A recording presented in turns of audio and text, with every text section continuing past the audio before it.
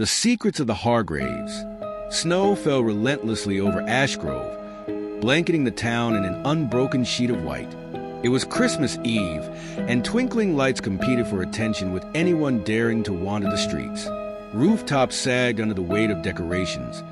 Windows cast colorful reflections onto the icy pavement, and Christmas trees stood proudly behind every curtain. But at the very end of Holly Street, where the streetlights barely reached, Willow Manor loomed in darkness. The mansion stood cold and forgotten by time, its shattered windows like vacant eyes watching those who dared to approach.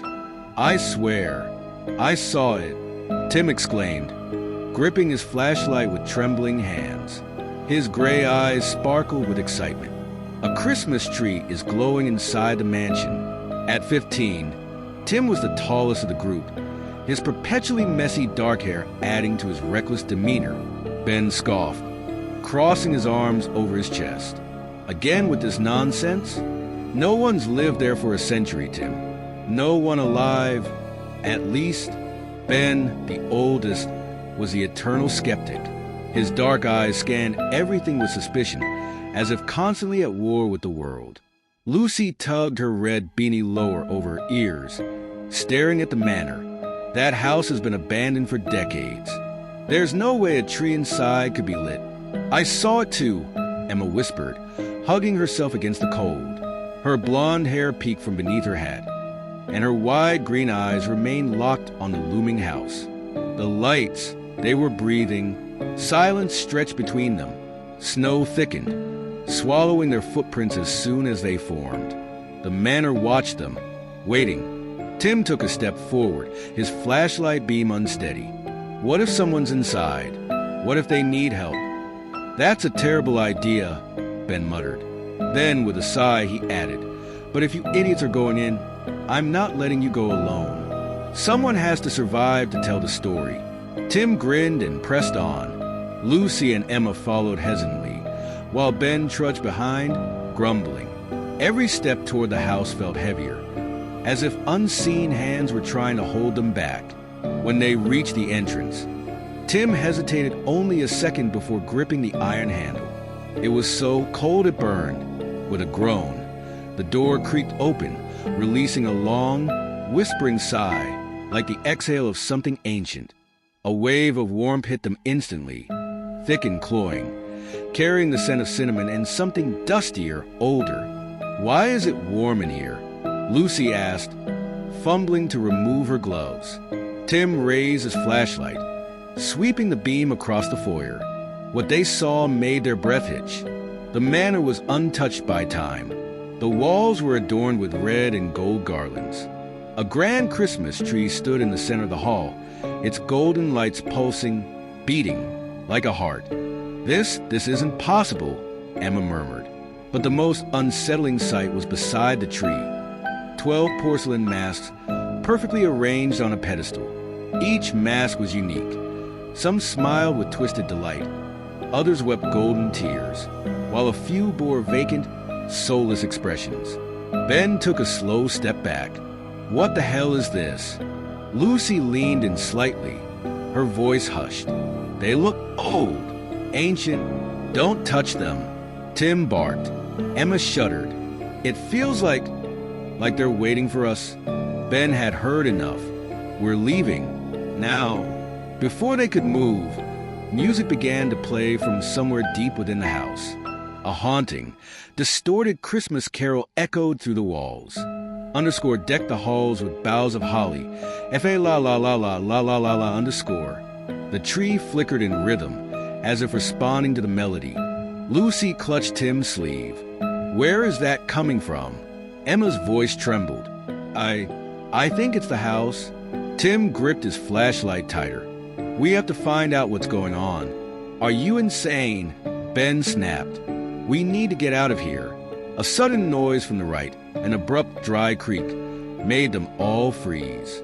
A door had swung open slightly, golden light spilling from within. Lucy swallowed hard. What was that? Tim swept his flashlight toward the corridor. "Let's find out." Together, the hallway was narrow and suffocatingly dark. the flashlight's beam barely cutting through the shadows. The wooden floor groaned beneath their hesitant steps, and along the walls, portraits stared back at them. Each figure in the paintings wore a porcelain mask. "They're watching us," Emma whispered. Lucy forced herself to keep her gaze straight ahead.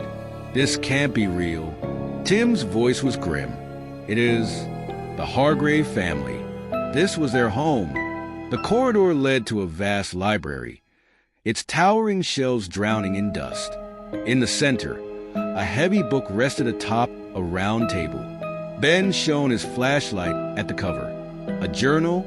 The title gleamed in faded gold script, "The Last Days of the Hargrave Family." Tim hesitated, then pried the book open.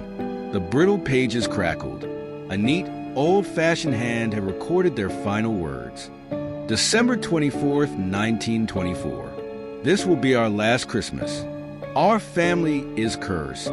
Armand Hargrave, our eldest brother, swore he could save us. He said the mask would bind us together forever.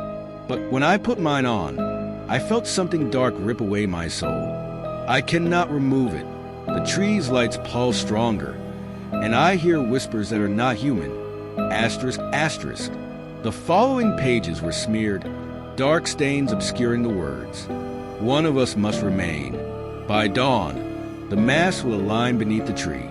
If no sacrifice is made, the house will never release us." Lucy looked at Tim, her face pale as the snow outside. "One of us has to stay." Ben recoiled, slamming the book shut. "This is insane." A deep, resonant whisper filled the library. "You should not have come." From the shadows, a masked figure emerged. Tall, draped in a black cloak, it wore a mask with golden tears frozen on its porcelain face. "Run!" Tim shouted, shoving Lucy toward the door. The figure glided forward, unnaturally smooth. Emma stumbled, but Ben yanked her upright just in time. They barely made it out, slamming the door behind them, their hearts pounding.